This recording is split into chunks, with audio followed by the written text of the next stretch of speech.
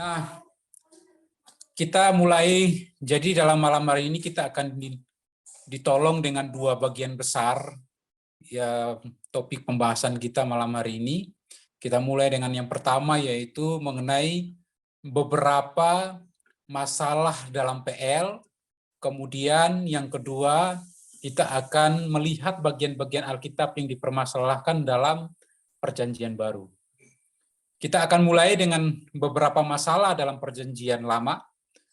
Selanjutnya kita akan lanjut dengan beberapa masalah dalam Perjanjian Baru. Memang harus diakui bahwa ada bagian-bagian Alkitab yang mengandung berbagai masalah. Masalah-masalah yang muncul adalah menyangkut ketidakcocokan. Ya, walaupun nampaknya begitu. Bilangan-bilangan yang saling bertentangan, kemudian ada juga perbedaan-perbedaan dalam laporan dari kisah yang sama, kemudian juga mengenai pernyataan-pernyataan yang dianggap kurang ilmiah. Jadi masalah-masalah yang muncul itu seperti persoalan-persoalan angka yang tidak cocok, bertentangan satu sama lain, kemudian juga laporan mengenai satu peristiwa yang sama tetapi berbeda, juga dianggap tidak ilmiah. Itu yang muncul dalam PL sebagai sebuah masalah. Nah, memang mengenai hal ini ada dua golongan besar, yaitu atau paham besar. Yang pertama adalah kaum Irantis, itu saya membacanya dalam bahasa Indonesia mungkin ya. Kaum Irantis atau penganut paham bahwa Alkitab mengandung kekeliruan. Kemudian yang kedua kaum Inerantis, itu penganut paham bahwa Alkitab tidak keliru. Jadi ada dua paham. Yang pertama adalah mereka menganggap Alkitab itu mengandung kekeliruan seperti yang sudah kita bahas sebelum-sebelumnya. Kemudian paham yang kedua adalah penganut yang menganggap bahwa Alkitab tidak keliru sama sekali. Kedua paham ini menghadapi fakta-fakta yang sama mengenai masalah di atas. Masalah-masalah yang muncul itu, mereka menghadapi masalah yang sama karena kedua belah paham ini, kedua belah pihak paham ini mempunyai pemikir-pemikir yang cakap untuk menghadapi fakta-fakta tersebut. Kedua penganut ini dapat membaca kesimpulan dari lawannya. Tetapi keduanya menghadapi masalah-masalah tersebut tidak dengan dasar pandangan yang sama. Jadi dasar pandangannya bertentangan satu sama lain. Yang percaya ada kekeliruan, pandangan mereka mencakup bukan hanya kemungkinan tetapi kenyataan adanya kekeliruan di dalam Alkitab. Itu sebabnya ketika mempelajari masalah-masalah tersebut yang muncul dari Alkitab, kesimpulannya ialah bahwa salah satu yang tidak sama pastilah disebut atau mengandung kekeliruan. Yang tidak percaya adanya kekeliruan malah sebaliknya. Mereka menyimpulkan bahwa Alkitab tidak mempunyai kekeliruan. Nah, kita akan mulai melihat sebagaimana berikut ini yang adalah sebagai contoh atau bagian-bagian Alkitab yang dipermasalahkan. Tetapi memang kaum yang menganggap bahwa Alkitab itu tidak mengandung kekeliruan, mereka tidak bisa menyimpulkan bahwa masalah-masalah tersebut merupakan kekeliruan yang memang ada di dalam Alkitab.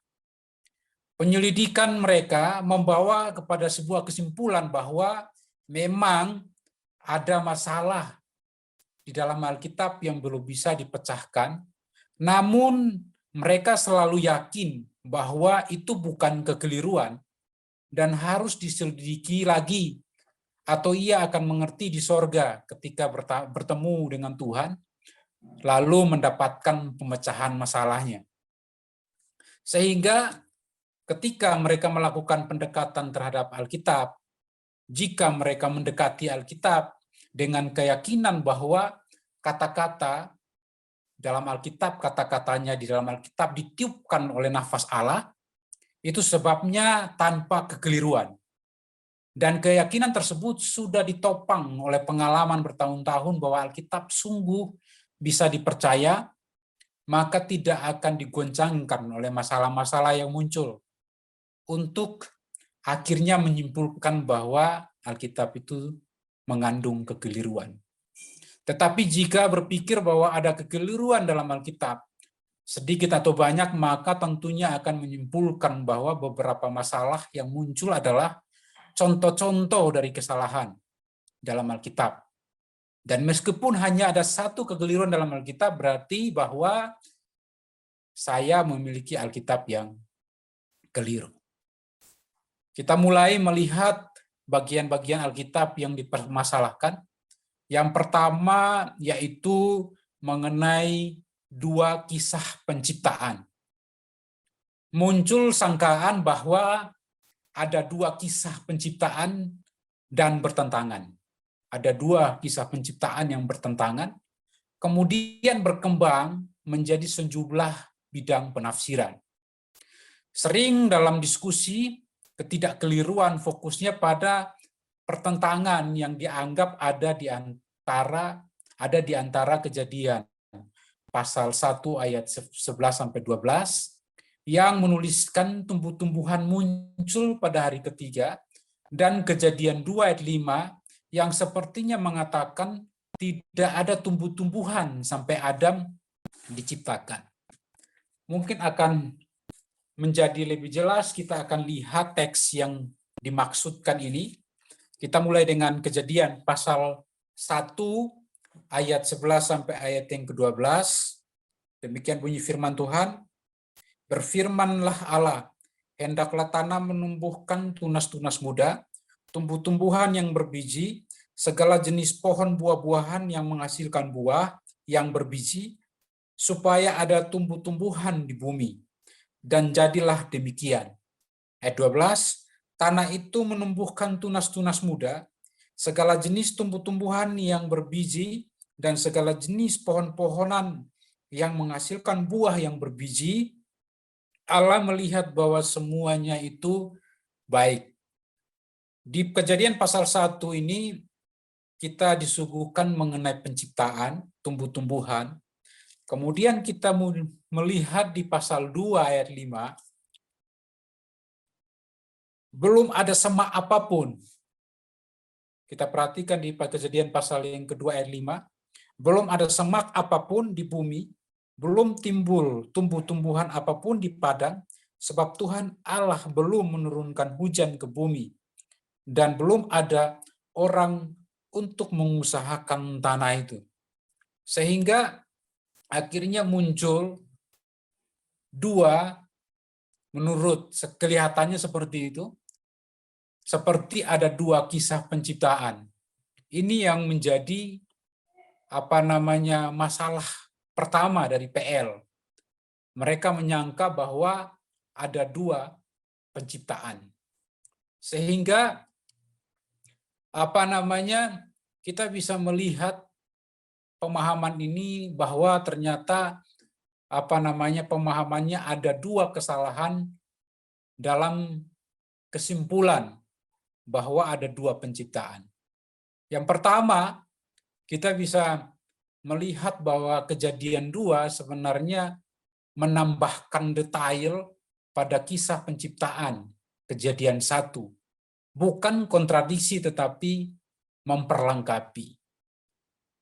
Kita mungkin bisa berpegang pada frase yang disebutkan di ayat 5 bahwa Allah belum, walaupun di pasal 1 Allah sudah menciptakan, tetapi Allah belum menumbuhkan, dan seterusnya. Kita bisa lihat, sehingga di pasal 2 ini, melalui pasal 2 kitab Kejadian, ini menambahkan detail mengenai kisah penciptaan dalam Kejadian pasal 1. Bukan menjadi sebuah kontradiksi, tetapi memperlengkapi. Contohnya, dikatakan bahwa Allah menciptakan manusia, atau menjadi sebuah istilah umum lelaki dan perempuan kalau kita perhatikan di ayat 27. Tetapi ini tidak berarti bahwa makhluk pertama adalah kombinasi lelaki dan perempuan. Detailnya dari penciptaan Adam yang adalah pria dan Hawa yang adalah wanita itu dalam Kejadian pasal 2 ayat 18 sampai 23.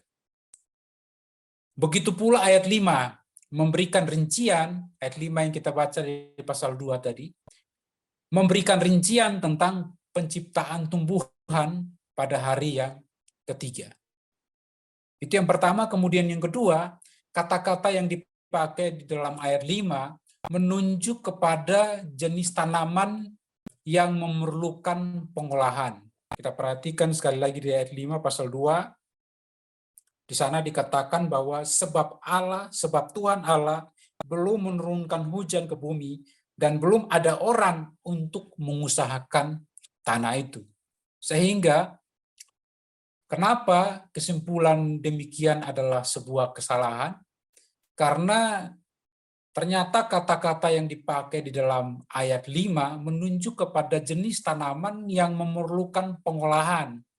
Belum ada yang mengolah, sehingga itu baru ditumbuhkan di ayat 5, dan itu sebetulnya menambah sebuah detail mengenai penciptaan pada hari ketiga. Jadi jenis tanaman yang memerlukan pengolahan. Bukan semua jenis tanaman hijau. Tanaman yang memerlukan pengolahan itu mungkin belum ada sampai Adam diciptakan dan dapat mengolahnya. Atau melalui Adam setelah diciptakan, Adam dapat mengusahakannya. Itu masalah yang pertama dari kitab Kejadian. Kemudian kita lanjut kepada masalah yang kedua dalam kitab Perjanjian Lama, maksud saya. Tadi kita sudah lihat mengenai masalah pertama dalam kitab Perjanjian Lama. Selanjutnya kita mau lanjut ke masalah yang kedua dalam kitab Perjanjian Lama, yaitu mengenai istri Kain. Meskipun oleh pengamat Alkitab tanpa salah, pertanyaan dari mana istri Kain tidak lagi dianggap sebagai sebuah masalah. Namun pertanyaan ini sering dipakai oleh mereka yang berusaha membuktikan bahwa Alkitab tidak bisa dipercaya. Mereka mengatakan bahwa bagaimana Alkitab menyatakan bahwa Adam dan Hawa sebagai manusia pertama yang mempunyai 2 anak, satunya dibunuh oleh saudaranya, tetapi masih bisa menurunkan umat manusia begitu banyak. Sekarang di dunia kurang lebih ada 7,9 miliar orang. Mereka mempertanyakan bahwa bagaimana Alkitab menyatakan bahwa Adam dan Hawa sebagai manusia pertama yang mempunyai 2 orang anak, satunya dibunuh oleh saudaranya, tetapi masih bisa menurunkan umat manusia begitu banyak. Dari mana istrinya Kain? Mereka mempertanyakan itu. Sudah jelas Alkitab mengajarkan bahwa Adam dan Hawa adalah manusia yang diciptakan pertama kali. Itu sebabnya Tuhan Yesus juga meneguhkan hal ini di dalam Matius pasal 19 ayat yang ke-3 sampai 9. Juga ada di dalam Lukas pasal 3 ayat 38 mengenai silsilah Kristus ditarik sampai kepada Adam, manusia pertama. Kemudian juga Yudas di dalam Yudas 1 ayat 14 menyebutkan Henokh sebagai keturunan Adam yang ke-7. Jadi sudah jelas Alkitab mengajarkan bahwa Adam dan Hawa adalah manusia yang diciptakan oleh Allah pertama kali. Tidak mungkin berarti ketika kita melihat Yudas ayat 14 tidak mungkin berarti yang ketujuh dari manusia. Tetapi tafsiran yang diperlukan adalah, tetapi tafsiran diperlukan kalau Adam bukanlah seorang individu, seperti yang ditegaskan oleh beberapa orang. Jelas, Kain membunuh Habel, namun banyak orang dilahirkan lagi oleh Adam dan Hawa. Dari mana Kain mendapatkan istrinya? Sebagaimana diketahui bahwa Adam dan Hawa mempunyai lagi anak-anak laki-laki dan perempuan selain Kain dan Habel dan Set. Karena kita bisa memperhatikannya di dalam Kejadian pasal 5 ayat yang ke-4. Kita bisa lihat Kejadian pasal 5 ayat yang ke-4, demikian bunyi firman Tuhan, umur Adam setelah memperanakan Set 800 tahun, dan ia memperanakan anak-anak lelaki dan perempuan. Jelas sekali bahwa selain Kain dan Habel dan Set, Adam dan Hawa juga memperanakan anak-anak laki-laki dan anak-anak perempuan. Sehingga Kain tidak bisa dipertanyakan dari mana dia mendapatkan istri untuk menurunkan keturunan manusia sebanyak ini.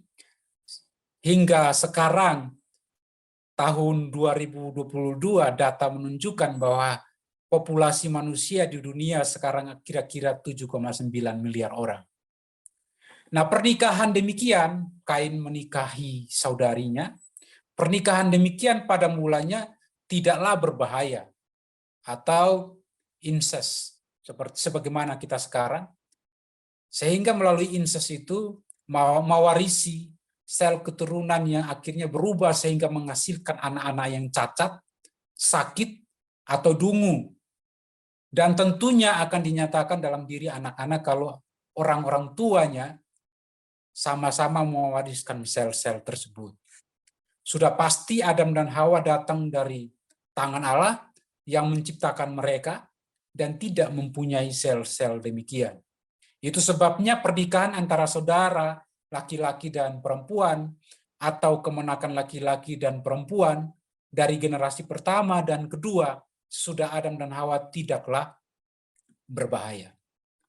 Kita baru saja melihat masalah yang kedua di dalam perjanjian lama.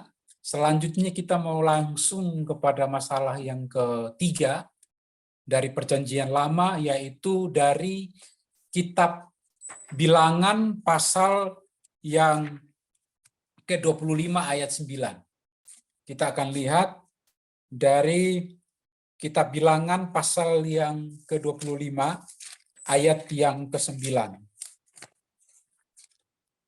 Kita akan membacanya. Kitab Bilangan pasal 25 ayat yang ke-9, demikian bunyi firman Tuhan, orang yang mati karena tulah itu ada 24.000 orang banyaknya. Ini berkaitan dengan jumlah yang sepertinya bertentangan. Bencana yang menimpa Israel akibat penyembahan Baal dan Peor telah membunuh 24.000 orang. Itu menurut Musa. Tetapi Paulus mencatat hanya ada 23 orang. Itu terdapat di dalam 1 Korintus pasal yang ke-10 ayat yang ke-8. Kita lihat 1 Korintus pasal yang ke-10 ayat yang ke-8, demikian bunyi firman Tuhan. Janganlah kita melakukan percabulan seperti yang dilakukan oleh beberapa orang dari mereka, sehingga pada satu hari telah tewas 23.000 orang. Ini menurut Rasul Paulus, 23.000 orang dalam satu hari, sedangkan menurut Musa ada 24.000 orang. Ini yang dipermasalahkan. Sehingga laporan dalam Bilangan pasal 25 mencatat bahwa para hakim dilibatkan untuk melaksanakan penghukuman dan bisa termasuk kematian tambahan yang terjadi hari-hari berikutnya. Jadi kita bisa melihat bahwa ternyata di dalam Bilangan pasal 25 mencatat bahwa para hakim dilibatkan untuk melaksanakan penghukuman dan bisa kematian selanjutnya termasuk adalah kematian tambahan yang terjadi pada hari-hari berikutnya. Sehingga Rasul Paulus mengatakan 23.000 itu hanya untuk yang terbunuh dalam satu hari, tidak termasuk di dalam hari-hari berikutnya. Dengan kata lain, mereka bisa jadi belum menyelesaikan tugas mereka yang mengerikan itu dalam satu hari. Dua laporan itu tidak bertentangan sebab Paulus, kita perhatikan, dia menambahkan frase dalam satu hari. Itu mereka mempersalahkannya, tetapi ternyata pemecahan masalahnya bisa kita temukan. Bahwa maksud Rasul Paulus adalah yang mati 23.000 itu adalah yang terbunuh dalam satu hari, sedangkan menurut Musa 24.000 termasuk satu hari 23 orang itu dan hari-hari berikutnya. Tetapi tidak, walaupun kedua angka ini tidak kita permasalahkan, itu tidak akan menjadi sebuah kerugian bagi kita sebagai paham bahwa Alkitab itu tidak mengandung kekeliruan. Kenapa? Karena kedua angka itu sebagai pembulatan kalau kita menganggap demikian. Sehingga dengan demikian jumlah yang terbunuh antara 23.000 dan 24.000 itu adalah sesuatu yang tidak bisa dipermasalahkan. Kalau salah satunya menyatakan dengan tepat atau hanya sejumlah tertentu yang meninggal, dan kalau tidak cocok angkanya, ini baru terjadi kesalahan atau kekeliruan yang jelas. Tetapi tidak demikian halnya. Kita bisa melihat bahwa yang dimaksudkan oleh Rasul Paulus adalah untuk mereka yang mati dalam satu hari. Itu yang ketiga mengenai masalah yang muncul dari kitab-kitab Perjanjian Lama. Kemudian yang keempat, mengenai bagian-bagian Alkitab yang dipermasalahkan adalah siapa menyuruh Daud menghitung Israel. Itu bisa kita temukan di dalam kitab 2 Samuel. Di dalam kitab 2 Samuel pasal 24, saya akan buka dengan cepat, di dalam kitab 2 Samuel pasal yang ke-24, ayat yang pertama, Daud pergi dari sana, lalu tinggallah di kubu-kubu gunung di En-Gedi. Ketika Saul pulang sesudah memburu orang Filistin itu, diberitahukanlah kepadanya demikian, ketahuilah Daud ada di padang gurun En-Gedi, dan seterusnya. Saya kalau Bapak Ibu membaca seterusnya, kita akan menemukan bahwa Raja Daud menghitung Israel, kemudian di dalam 1 Tawarik pasal yang ke-21. Iya. Maaf, saya tidak bisa membaca terus karena topik kita malam hari ini cukup panjang. Dari 1 Tawarik pasal 21 ayat 1, saya akan membuka dengan cepat untuk tunjukkan mengenai ayat ini.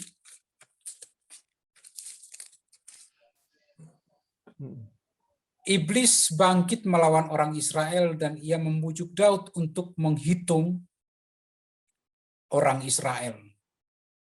Jadi yang dipermasalahkan adalah di dalam 1 Tawarik pasal 21 menyebutkan bahwa iblis bangkit melawan orang Israel dan ia membujuk Daud. Sedangkan di dalam 2 Samuel pasal 24 sampai pasal 24 ayat 1 sampai 27, Tuhan yang menyuruh Daud menghitung. Nah, ini muncul dua informasi yang berbeda. Di dalam 2 Samuel pasal 24 ayat 1 sampai 17, Tuhan yang menyuruh. Tetapi di 1 Tawarikh pasal 21 ayat 1 menunjukkan bahwa iblis yang membujuk Daud. Yang satu mengatakan bahwa Tuhan yang menyuruh, sedangkan yang lainnya setan atau iblis yang membujuk atau menyuruh. Tetapi mengapa hal ini menjadi bertentangan? Tidak dapatkah Tuhan dan setan keduanya terlibat? Ini sekali lagi mengenai pemecahan masalahnya. Tidak dapatkah Tuhan dan setan keduanya menjadi terlibat? Contohnya sebagai contoh yang lain, mengenai Paulus mengatakan bahwa Tuhan mengirim utusan dari setan untuk mencegah Paulus memegahkan diri. Kita bisa menemukan mengenai hal ini dalam 2 Korintus 12 ayat 7. Tentulah Tuhan dan setan terlibat dalam kegiatan-kegiatan yang mengarah. Selain itu juga tentulah Tuhan dan setan terlibat dalam kegiatan-kegiatan yang mengarah kepada Harmagedon. Jadi Tuhan melakukan sesuatu mengarah kepada Harmagedon, iblis juga melakukan sesuatu mengarah kepada Harmagedon. Jadi keduanya terlibat. Mengapa berlaku di sini? Penyelesaian sederhana membuat sangkaan adanya kontradiksi yang tidak masuk akal. Namun ternyata tidak main-main. Seseorang yang dalam paham Alkitab mengandung kekeliruan menyatakan dengan tegas bahwa dua laporan itu tidak bisa tepat semua. Ini mengenai seseorang, walaupun dia dalam paham bahwa Alkitab itu mengandung kekeliruan, mengatakan bahwa apa yang diperbuat oleh Daud ini adalah sesuatu yang salah, meskipun bertentangan, tetapi apa yang dilakukan Daud di dalam 2 Samuel pasal 24 ayat 1 dan di dalam 1 Tawarikh 21 ayat 1 ini adalah sesuatu yang salah di mata Tuhan. Ini diungkapkan oleh seseorang yang bernama Ray Summer ya, yang mengatakan dia dari golongan orang yang mempercayai Alkitab itu mengandung kekeliruan, tetapi dia bisa menyimpulkan bahwa walaupun ada perbedaan informasi di situ, tetapi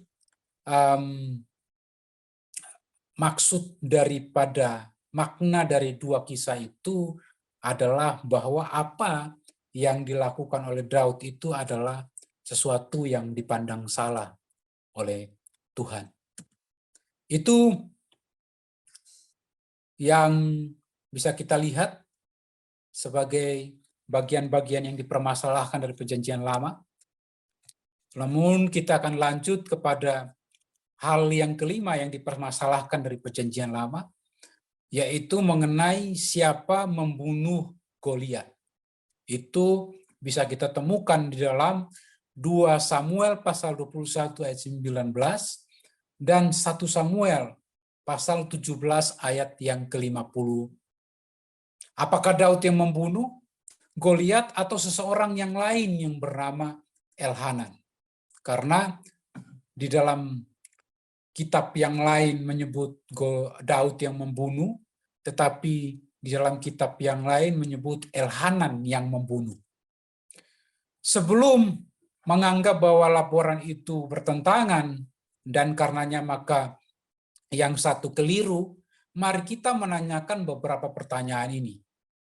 Mungkinkah Daud mempunyai dua nama?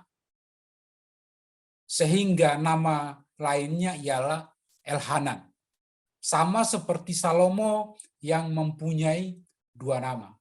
Selain Salomo, melalui Nabi Nathan, Daud disuruh untuk memberi nama yang lain. Kita perhatikan di dalam 2 Samuel pasal yang ke-12. 2 Samuel pasal yang ke-12 ayat yang ke-24 sampai ayat yang ke-25. Demikian bunyi firman Tuhan, kemudian Daud menghibur hati Batseba istrinya. Ia menghampiri perempuan itu dan tidur dengan dia. Dan perempuan itu melahirkan seorang anak laki-laki, lalu Daud memberi nama Salomo kepada anak itu. Tuhan mengasihi anak ini, dan dengan perantaraan Nabi Natan, ia menyuruh menamakan anak itu Yedija. Jadi sama seperti Salomo, nama lainnya adalah Yedija melalui Nabi Natan. Jadi mungkinkah Daud mempunyai 2 nama sehingga nama lainnya ialah Elhana? Mungkinkah ada 2 Goliat maksud saya? Selain itu, pemecahan masalahnya, mungkinkah ada 2 Goliat? Dalam konteks terusnya, di ayat 20 pasal 21, menunjukkan bahwa ada raksasa lain yang disebutkan di Gad. Sehingga mungkinkah ada 2 Goliat, yang satu dikalahkan oleh Daud, kemudian yang satu dikalahkan oleh Elhanan maksud saya. Sehingga mungkinkah ada 2 Goliat.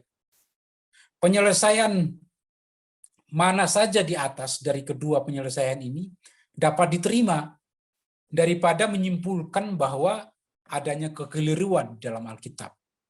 Dan semuanya bisa diterima dalam penelitian yang terbukti dari Alkitab di bagian manapun.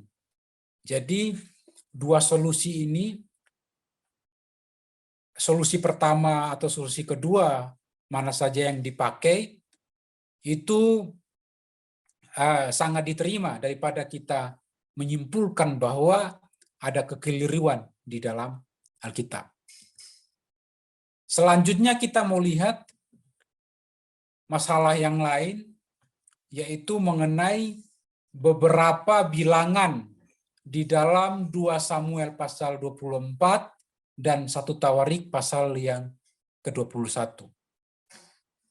Bilangan-bilangan lain dalam laporan yang sejajar ini rupanya tidak sesuai, dan pihak dalam paham Alkitab mengandung kekeliruan menyimpulkan bahwa pasti ada kesalahan.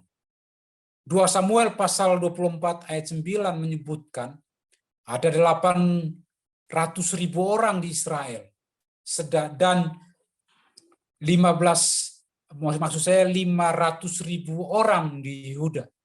Sedangkan di dalam 1 Tawarik 21 ayat 5 menyebutkan ada 1,1 juta orang di Israel. Kemudian di Yehuda ada 470.000 orang. Nah, ini muncul perbedaan. Perbedaan jumlah semua untuk Israel bisa dijelaskan sebetulnya dengan menganggap bahwa angka 800.000 tidak termasuk angka 300.000 yang disebut dalam 1 Tawarik pasal yang ke-21. Yang kalau ditambahkan akan menjadi 1,1 juta orang sesuai dengan 1 Tawarik pasal 21 ayat yang ke-5. Bapak Ibu bisa membaca dan melihat tentang persoalan ini. Kita bisa melihat bahwa perbedaan jumlah semua untuk Israel bisa dijelaskan dengan menganggap bahwa angka 800.000 tidak termasuk dengan angka 300.000 yang disebut dalam 1 Tawarik pasal 21. Yang kalau 800.000 ditambahkan 300.000 akan menjadi jumlah yang sesuai sebagaimana yang dimaksud di dalam 1 Tawarik pasal 21 ayat 5, yaitu 1,1 juta orang.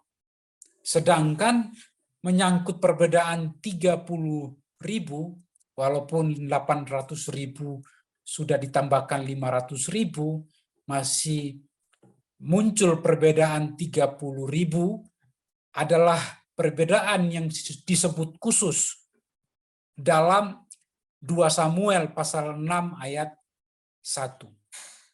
Berapa yang Daud bayar? Ini maksud saya adalah masalah yang lain mengenai tanah yang dibeli oleh Daud dari Arauna.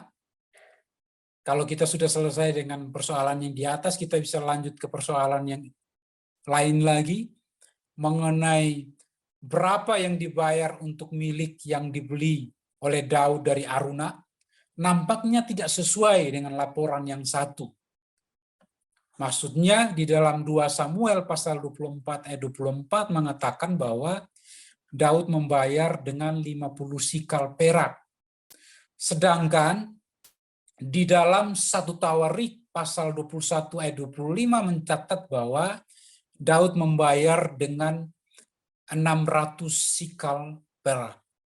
Jadi muncul perbedaan di sana. Yang satu mengatakan 50 sikal perak, yang satu lagi mengatakan ada 600 sikal perak. Ini adalah perbedaan yang banyak sekali, meskipun adanya inflasi maksudnya, tetapi apakah terlalu besar jika 50 sikal perak untuk membayar tempat pengirikan saja? Kemudian yang seperti dijelaskan di dalam 2 Samuel pasal 24 ayat 24, dengan sesuatu yang berbeda dijelaskan di dalam 1 Tawarik 21 ayat 25 bahwa Daud membayar dengan 600 sikal perak. Bedanya kan 550 sikal. Sehingga meskipun terjadi inflasi, itu sesuatu yang menunjukkan bahwa perbedaannya itu banyak sekali. Sehingga pemecahan masalahnya adalah yang dimaksudkan di dalam 2 Samuel pasal 24 ayat 24 itu Raja Daud hanya membayar tempat pengirikan saja dengan harga 50 sikal, lalu Raja Daud menambahkan lagi sebanyak 600 sikal perak untuk membayar semuanya, membayar semua milik Arauna, membayar semua sekeliling tempat yang dimiliki oleh Arauna. Itu bagian yang lain yang ditemukan sebagai bagian-bagian yang dipermasalahkan di dalam Alkitab. Kemudian kita bisa lanjut kepada bagian yang lain berkaitan dengan bejana laut. Itu bisa kita temukan di dalam 2 Tawarik pasal 4 ayat yang kedua. Di dalam 2 Tawarik pasal 4 ayat yang kedua menjelaskan ukuran dari laut ini. Kelilingnya adalah 30 hasta atau 540 inci. Kalau satu hastanya adalah 18 inci. Sedangkan garis tengahnya 10. Tetapi kelilingnya bisa dihitung dengan mengalihkan garis tengah dengan 22/7 sehingga jumlahnya menjadi 3,14159 dan hasilnya lebih dari 565 inci. Jelas tidak sesuai dengan catatan Alkitab. Seorang penulis memecahkan masalah ini dengan mengatakan bahwa menurut kebudayaan waktu itu, tentunya pengukuran bukan hanya teliti tetapi juga tidak keliru. Tetapi ada penyelesaian yang lebih baik. Jadi seseorang menuliskan untuk memberikan solusi tentang masalah ini. Dia mengatakan bahwa memecahkan masalah ini dengan mengatakan bahwa menurut kebudayaan waktu itu tentunya pengukuran bukan hanya teliti tetapi juga tidak keliru. Tetapi Selain itu, ada penyelesaian yang lebih baik. Karena garis tengah 10 hasta adalah dari tepi pinggir luar sampai ke tepi luar. Namun ayat 5 menyatakan bahwa lebar atau tebal laut ini setapak tangan, ya, setapak tangan atau ukurannya adalah 4 inci, maka garis tengah yang dalam adalah 10 hasta atau 180 inci dikurangi 2 kali 4 inci sama dengan 172 inci atau 172 inci, kalikan 172 dengan 22/7, maka hasilnya adalah 540 inci, yaitu sama dengan keliling yang disebutkan pada ayat 2. Sehingga di dalam 2 Tawarik pasal 4 ayat 2 yang menyebutkan bahwa ada 540 inci ini tidak menjadi sesuatu yang bermasalah. Karena ternyata bisa dihitung. Bagian-bagian Alkitab di atas merupakan contoh-contoh yang sering dipakai sekarang untuk melukiskan kekeliruan dalam Perjanjian Lama tanpa masuk ke dalam bagian yang lebih rinci. Kita baru saja melihat bahwa ternyata semua tuduhan mereka dapat dijelaskan secara masuk akal. Sehingga kita tidak perlu menyimpulkan bahwa ada kekeliruan dalam naskah yang kita miliki, naskah asli Alkitab, kecuali kekeliruan para penyalin yang kadang-kadang dapat terjadi. Ini yang kita perhatikan, Bapak Ibu, bahwa kita baru saja melihat bahwa ternyata semua tuduhan mereka mengenai bagian-bagian yang dipermasalahkan dalam Perjanjian Lama itu dapat dijelaskan secara masuk akal. Sehingga kita yang dalam paham mempercayai Alkitab itu tidak mengandung kekeliruan, tidak perlu menyimpulkan bahwa ada kekeliruan dalam naskah Alkitab. Kecuali kekeliruan para penyalin yang kadang-kadang dapat terjadi. Sebagaimana yang dialami oleh Pak Siswo yang sudah kita dengar beberapa waktu lalu. Itu dari Perjanjian Lama. Kemudian selanjutnya kita mau melihat beberapa masalah dalam Perjanjian Baru.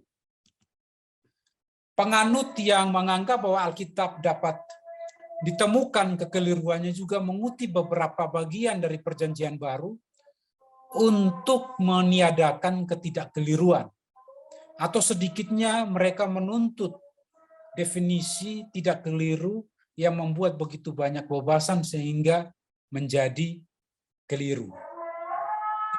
Nah, satu penulis mengutip di dalam 2 Tawarik pasal 4 ayat 2 dan Bilangan pasal 25 ayat 9, Markus di dalam Markus pasal 2 ayat 26 dan Matius pasal 22 ayat 45 sebagai contoh dari semacam kekeliruan atau ketidakkeliruan yang kurang dari kesesuaian yang sempurna dengan apa yang sesungguhnya dikatakan. Ada yang dibingungkan oleh Matius pasal 13 ayat 31 dan Kisah Para Rasul pasal yang ke-7 yang dia katakan tidak dapat dijawab dengan ketidakkeliruan. Yang lain mengutip Matius pasal 27 ayat 9 sebagai kekeliruan dan mengatakan ada ratusan contoh lain yang dapat ditunjukkan sebagai kekeliruan. Nah, kita akan membahas beberapa masalah dalam Perjanjian Lama ini mengenai contoh-contoh yang disebutkan di atas. Tetapi mengenai ratusan contoh yang disebutkan oleh Barclay Michelsen yang menyebutkan bahwa sebetulnya muncul ratusan contoh-contoh sebagai Alkitab yang dapat ditemukan mengandung kesalahan atau bagian-bagian Alkitab yang dipermasalahkan, itu tidak dapat kita bahas karena tidak spesifik. Dia menyebutkan ratusan tetapi tidak tahu yang mana yang dimaksud. Itu sebabnya kita akan membahas contoh-contoh yang disebutkan di atas atau yang dituliskan mereka yang berpegang kepada kepercayaan yang kurang dari ketidakkeliruan sepenuhnya. Yang pertama adalah di dalam Matius pasal 10 ayat 9 sampai 10 dan Markus pasal 6 ayat 8, kemudian di dalam Lukas pasal 9 ayat 3 mengenai membawa tongkat. Markus mencatat bahwa Yesus mengizinkan para murid untuk membawa tongkat. Sedangkan Matius dan Lukas mengatakan Yesus melarangnya.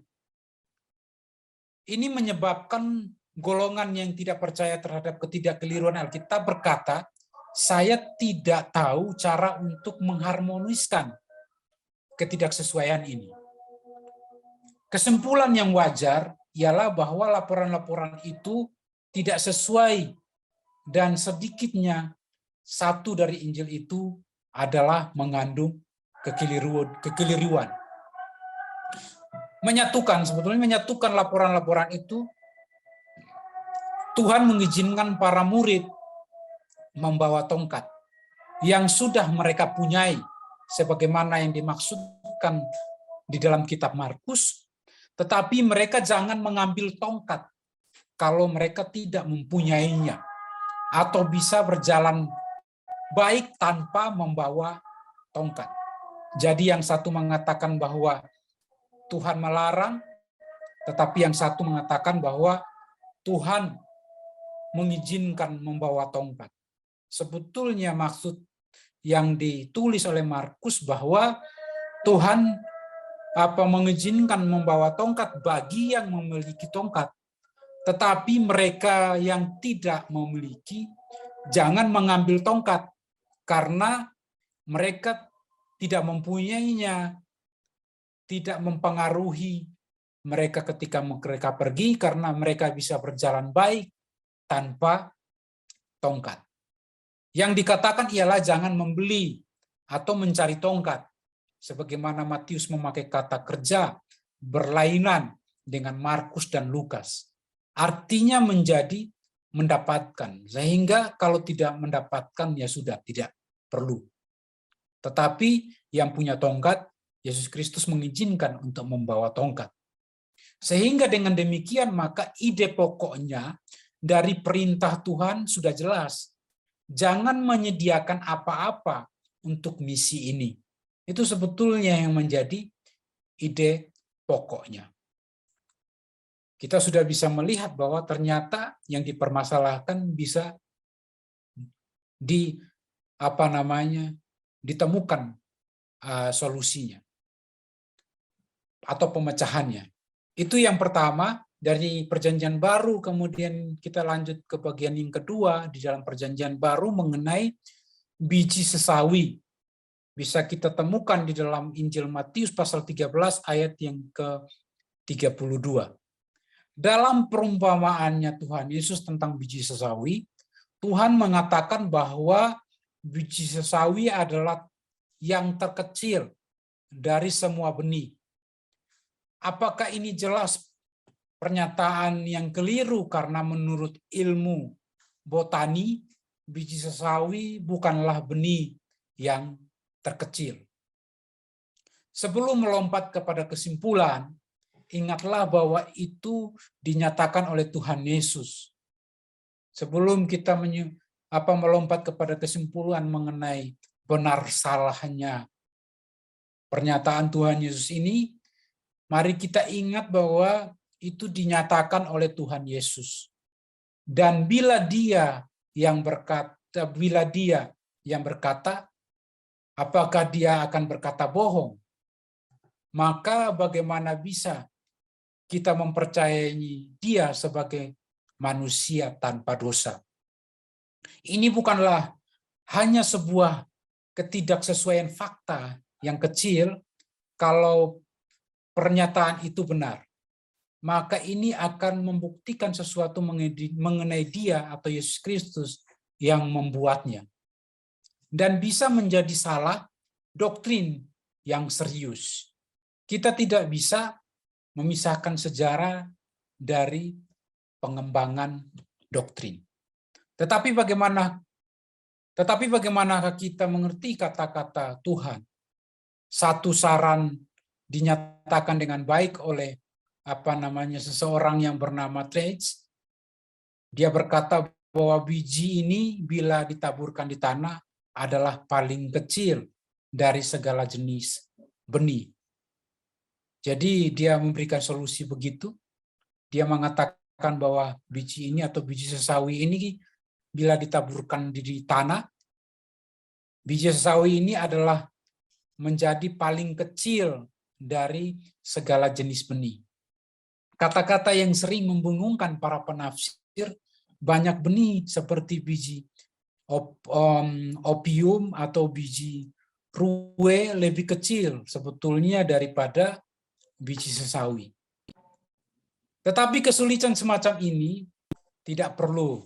Jadi kesulitan-kesulitan seperti yang diberikan oleh Trace dan juga kenyataannya bahwa biji opium dan juga biji ruwe adalah yang paling terkecil, tetapi sebetulnya ini tidak bisa dijadikan sebuah kesulitan. Cukup kalau kita mengetahui bahwa kecil seperti biji sesawi. Jadi cukup kita tahu bahwa yang dimaksudkan oleh Tuhan Yesus Kristus adalah kecilnya seperti biji sesawi. Itu sebetulnya adalah peribahasa di antara umat Yahudi untuk sesuatu yang sangat kecil. Bila kita melihat di dalam Lukas pasal 17 ayat yang ke-6. Tuhan memakai bahasa rakyat pada itu. Karena ucapan peribahasa di antara umat Yahudi untuk sesuatu yang paling kecil menggunakan biji sesawi tadi. Sehingga Tuhan memakai bahasa rakyat itu pada waktu itu. Fakta lain yang perlu diperhatikan ialah bahwa terkecil. Perhatikan, dalam bahasa Yunaninya itu adalah mikroteros. Terkecil dalam bahasa Yunaninya adalah mikroteros, bukan mikrotatos. Sehingga terjemahan yang tepat adalah lebih kecil. Sebenarnya bentuk komparatif bukan superlatif dan seharusnya diterjemahkan lebih kecil dari semua benih. Dengan kata lain, Tuhan tidak menyatakan suatu yang mutlak atau benih sesawi itu mutlak terkecil, tetapi menempatkan biji sesawi dalam golongan benih terkecil. Apabila dua saran di atas yang baru saja kita perhatikan bahwa itu sebetulnya adalah peribahasa rakyat pada waktu itu dari orang Yahudi, kemudian yang dimaksud adalah biji sesawi dalam golongan benih yang terkecil. Apabila dua saran ini bila digabungkan, maka secara teknis Tuhan Yesus menempatkan biji sesawi di antara benih yang lebih kecil dan mementingkan pengertian peribahasa yang populer dari benih itu sebagai mewakili sesuatu yang sangat kecil. Tetapi dia tidak membuat kekeliruan teknis maupun kekeliruan secara ilmiah. Itu mengenai biji sesawi. Kita bisa lanjut kepada bagian yang lain mengenai orang buta di Yeriko. Orang buta di Yeriko itu bisa kita temukan di dalam Injil Matius pasal 20 ayat 29 sampai 34. Kemudian juga di dalam Markus pasal 10 ayat 46 sampai 52. Lalu bisa juga dilihat di dalam Lukas pasal yang ke-18 ayat 35 sampai ayat yang ke-43. Laporan mengenai penyembuhan orang buta di Yeriko, salah satunya adalah Bartimeus, memuat beberapa rincian yang berbeda yang oleh beberapa orang dianggap tidak bisa dipecahkan. Mengarah kepada kesimpulan bahwa salah satunya pasti berisi kekeliruan, atau mereka mengarahkan kesimpulan pemikiran bahwa salah satunya pasti keliru atau salah satunya pasti salah. Sehingga akhirnya bisa disimpulkan bahwa Alkitab itu mengandung kekeliruan. Nah, Matius menulis bahwa Tuhan menyembuhkan 2 orang ketika akan meninggalkan Yeriko. Sedangkan laporan lainnya menyebut hanya 1 orang dan mencatat mujizat ini dilakukan ketika mereka memasuki Yeriko. Kita perhatikan bahwa yang lain mengatakan bahwa ada 2 orang yang disembuhkan ketika mau meninggalkan Yeriko, sedangkan yang lain 1 orang ketika mau masuk Yeriko. Jadi yang benar yang mana? Apakah 2 orang itu disembuhkan ketika mau meninggalkan Yeriko, atau di laporan lain bahwa ada 1 orang ketika mau masuk ke Yeriko?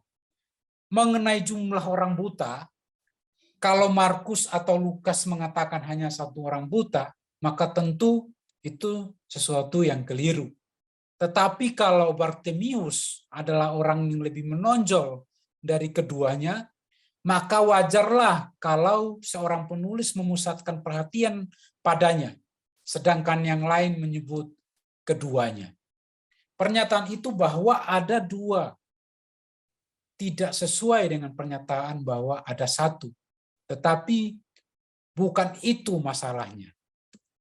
Kenapa? Karena mengenai kapan mujizat itu terjadi, ada 2 penjelasan yang lebih masuk akal.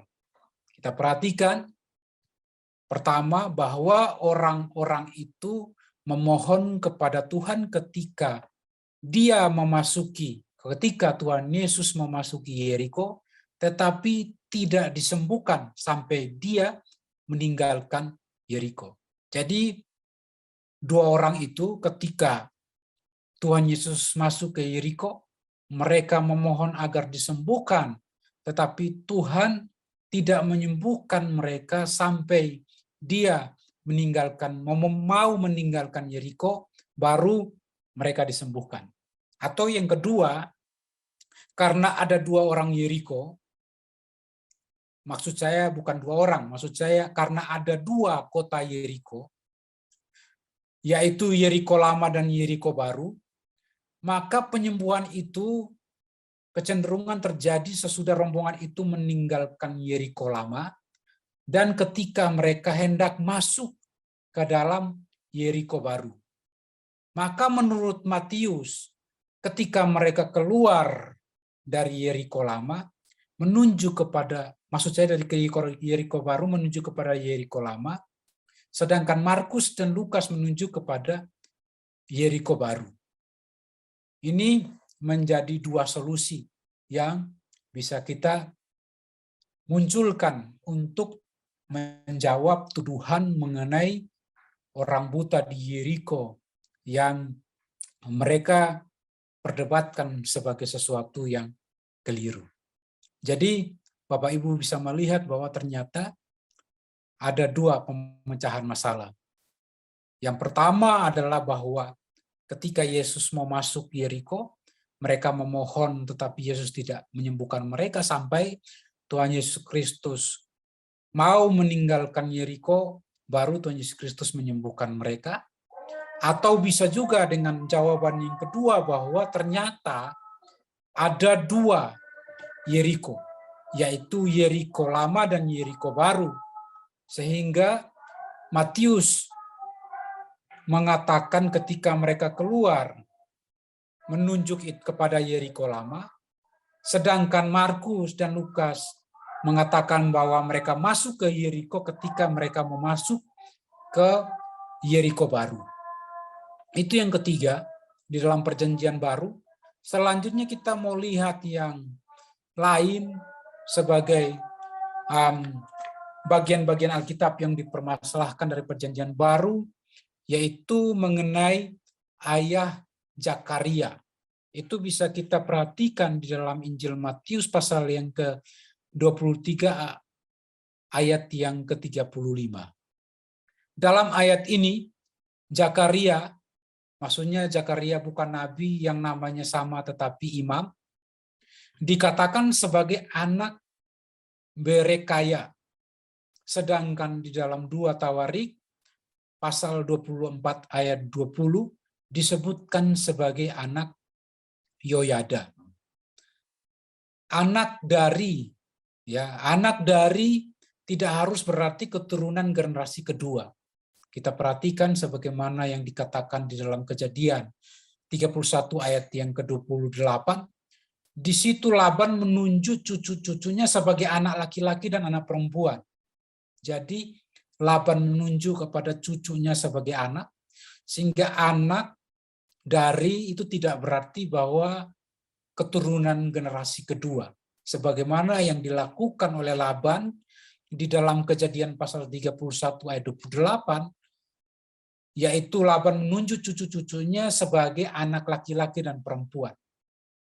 Atau seperti hal Kristus yang adalah anak Daud dan juga adalah anak Abraham. Kita tahu bahwa Kristus disebut sebagai anak Daud, meskipun Kristus itu kira-kira keturunan yang ke-30 sekian saya kira. 14 tambah 14 tambah 14 berapa ya?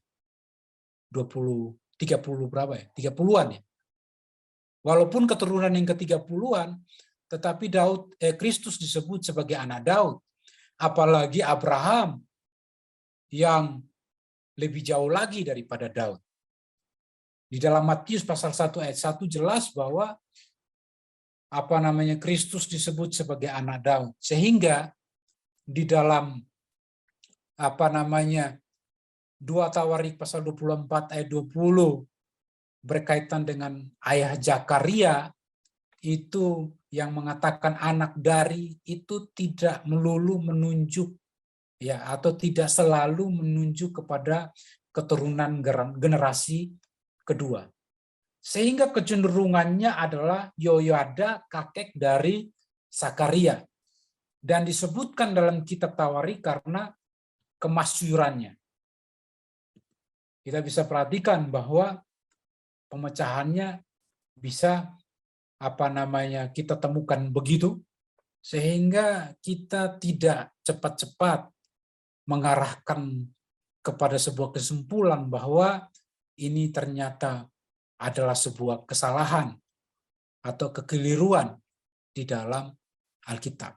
Karena kemasyurannya itu yang menyebabkan Zakaria disebutkan di sini. Itu yang keempat.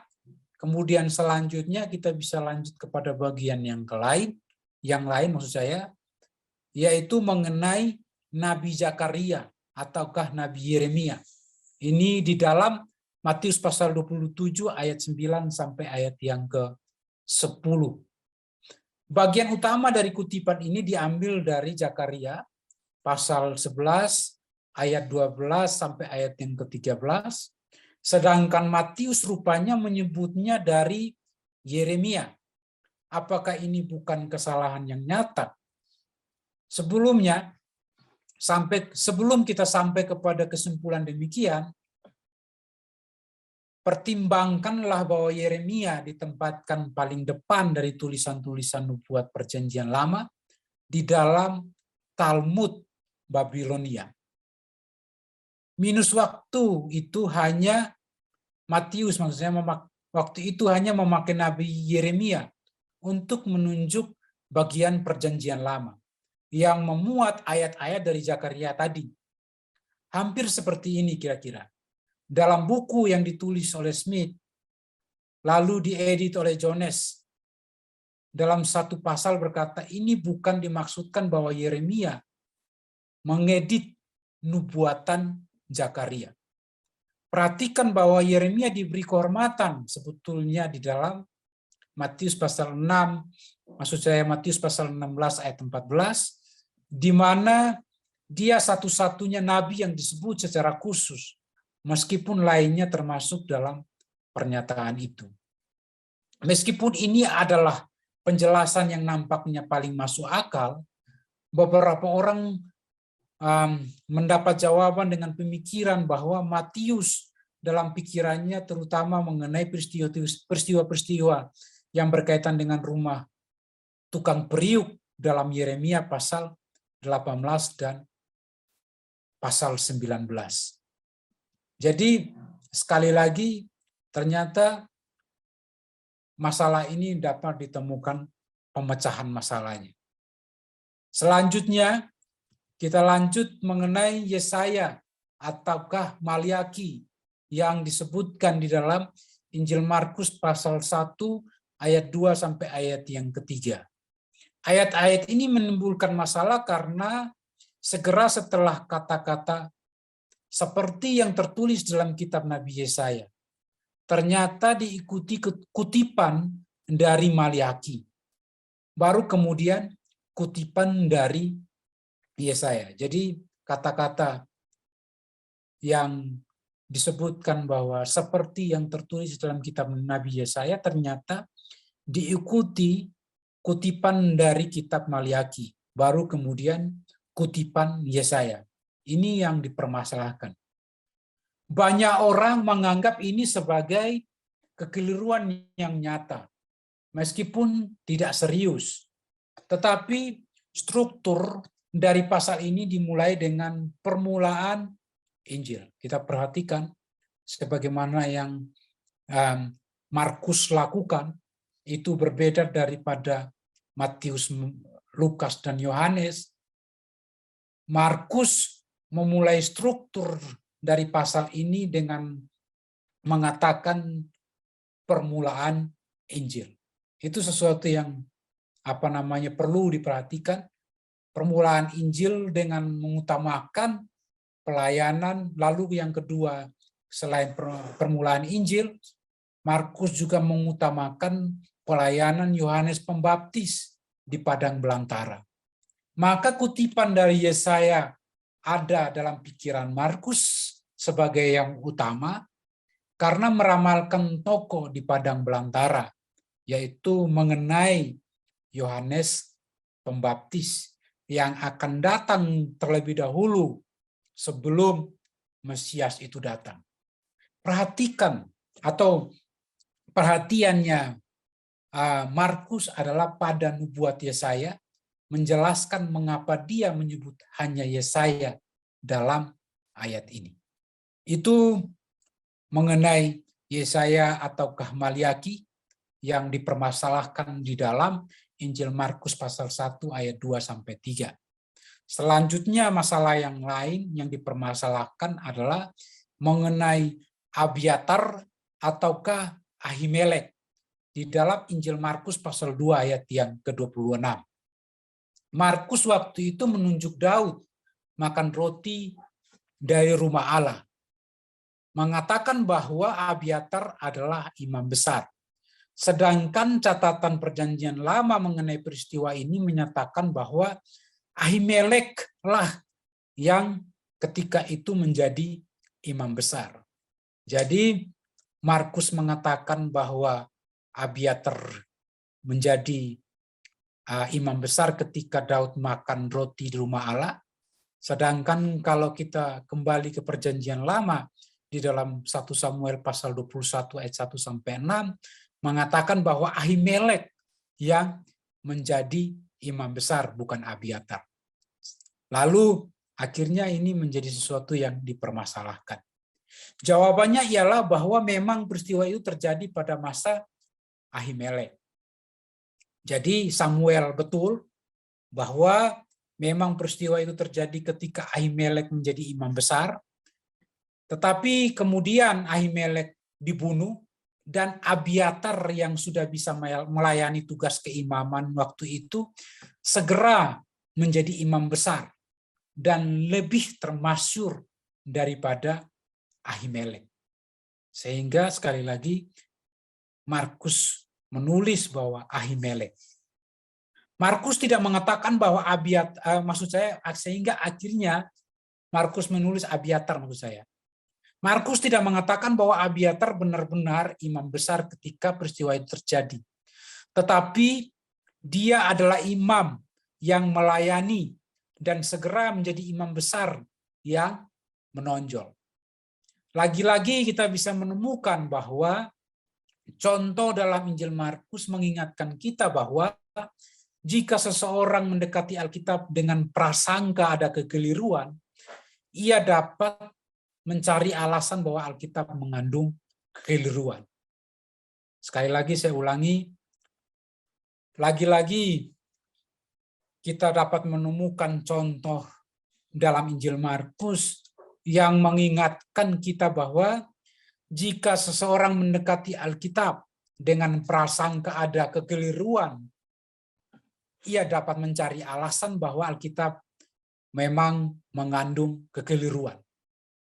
Tetapi kalau mendekati Alkitab dan mempercayai Alkitab tanpa keliru, ia akan mendapatkan jawaban yang masuk akal, dan bahkan jika ia tidak dapat dengan jujur menerima jawaban yang disarankan atau tidak masuk akal, ia masih dapat mempercayai bahwa Alkitab tidak keliru dan bahwa kita belum mempunyai cukup fakta untuk menjawab beberapa masalah yang tampak. Itu yang bisa kita perhatikan dari Markus pasal 2 ayat 26 mengenai Abiatar atau Ahimelek yang dipermasalahkan. Kemudian selanjutnya kita bisa melihat masalah yang lain, yaitu mengenai kematian Yudas. Kematian Yudas, saya kira ini sering muncul atau sering kita jumpai. Di dalam Kisah Para Rasul pasal 1 ayat 18, Petrus menyatakan kematian Yudas adalah jatuh tertelungkup dan perutnya terbelah, sehingga semua isi perutnya tertumpah keluar. Kemudian Matius mengatakan bahwa Yudas menggantungkan diri. Jadi semacam ada dua fakta, yang mana yang betul, itu yang dipermasalahkan. Tentunya kedua penjelasan tersebut dari Petrus dan Matius itu benar, bahwa Yudas menggantung diri, tetapi sesuatu terjadi yang menyebabkan tubuhnya jatuh dan robek, sehingga semua isi perutnya tertumpah keluar. Dua laporan ini rupanya masih mempunyai masalah, walaupun semua solusinya kita sudah temukan bahwa dua-duanya betul. Petrus dan Matius menyampaikan informasi yang benar, karena Yudas menggantung diri, tetapi sesuatu terjadi yang menyebabkan tubuhnya jatuh dan robek, sehingga semua isi perutnya tertumpah keluar. Meskipun begitu, laporan ini rupanya masih mempunyai masalah, karena Matius menyebutkan bahwa imam-imam membeli tanah darah, sedangkan Kisah Para Rasul menyebutkan Yudas yang membeli. Jadi yang mana yang betul, imam-imam yang membeli atau Yudas yang membeli? Jawaban yang sederhana ialah dua-duanya benar, karena para imam tidak bisa mengambil kembali uang itu dari Yudas. Maka mereka membeli tanah itu atas nama Yudas, karena mereka tidak ingin dilibatkan dengan uang tersebut. Itu mengenai kematian Yudas. Selanjutnya kita mau lihat masalah yang lain di dalam Kisah Para Rasul. Masalah dalam Kisah Para Rasul pasal yang ke-7. Ada masalah yang muncul dalam ayat 6 pasal 7. Di mana Stefanus menyebutkan lamanya perbudakan di Mesir adalah 400 tahun. Sedangkan di dalam Keluaran pasal yang ke-12 ayat 40 menyebutkan lamanya perbudakan di Mesir adalah 430 tahun.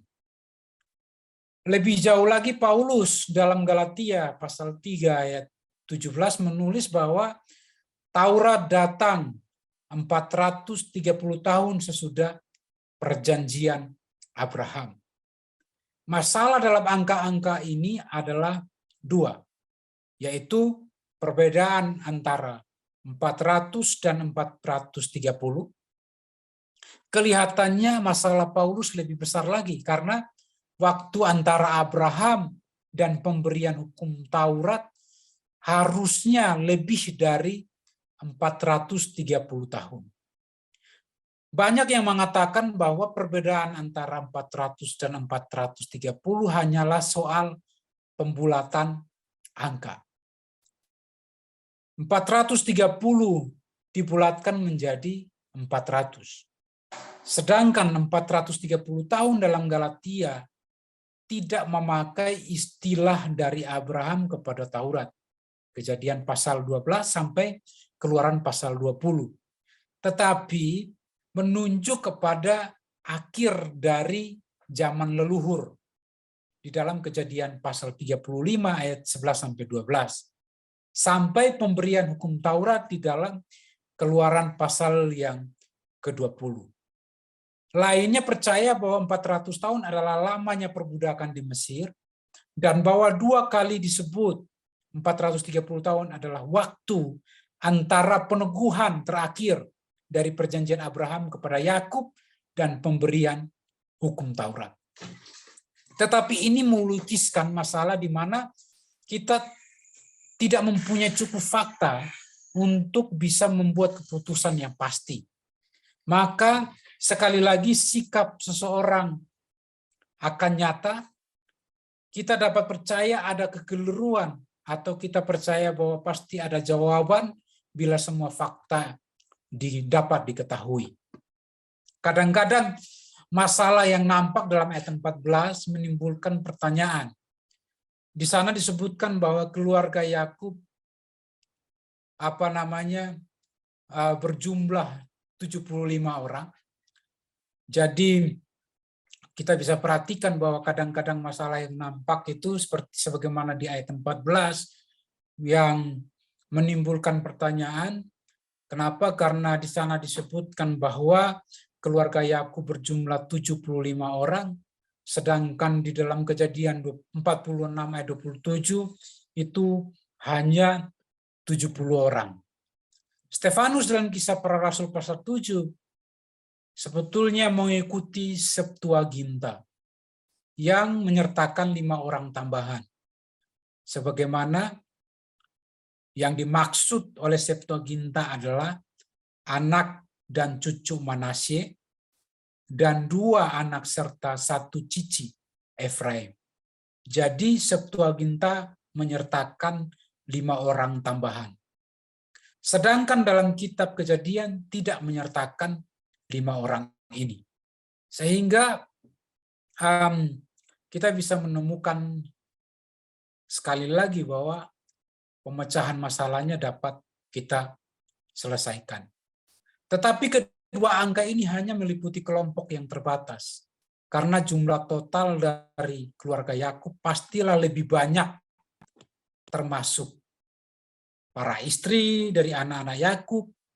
Karena ini pasti lebih banyak. Kenapa? Karena bisa ditambahkan para istri dari anak-anak Yakub dan cucu-cucu dan para suami dari anak-anak perempuan Yakub dan para cucu perempuan yang tidak dimasukkan. Sehingga sekali lagi kita malam hari ini dalam pertemuan melalui Zoom ini kita bisa mengamati mengenai bagian-bagian Alkitab yang dipermasalahkan, namun sebetulnya yang dipermasalahkan itu bisa kita selesaikan atau bisa kita tunjukkan pemecahan masalahnya. Demikian yang bisa kita bahas malam hari ini. mengenai bagian-bagian Alkitab yang dipermasalahkan. Tuhan Yesus memberkati. Baik, terima kasih Pak Jitro atas penyampaian materinya. Jadi sebenarnya kesimpulan di akhir ini, kalau Bapak Ibu ingat pembahasan kita di minggu lalu, kan Yesus Kristus sendiri mengajar kita bahwa keseluruhan perjanjian lama itu tidak keliru. Jadi kita mau percaya kepada Yesus Kristus dan kemudian baru baca perjanjian lama, atau sebaliknya? Karena kalau kita ikuti pendekatan yang Alkitabiah ya seperti begitu, dan itu seperti yang kaum inerantis ya, di mana mereka percaya bahwa Alkitab itu tidak keliru. Tapi ternyata juga setelah kita lihat satu persatu tadi, macam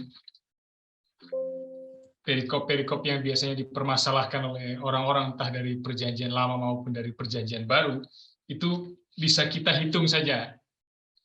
Mungkin kita tidak paham konteks, mungkin kita tidak paham fakta-fakta sejarah, atau bagaimana kata-kata tertentu digunakan pada zaman itu, atau mungkin saja itu persoalan angka tadi yang kita lihat beberapa kali, itu hanya tentang pembulatan. Jadi itu bukan satu keliruan, itu hanya permasalahan apa yang menjadi fokus penulis dan apa yang menjadi fokus Tuhan pada waktu dia sampaikan firman-Nya melalui penulis itu.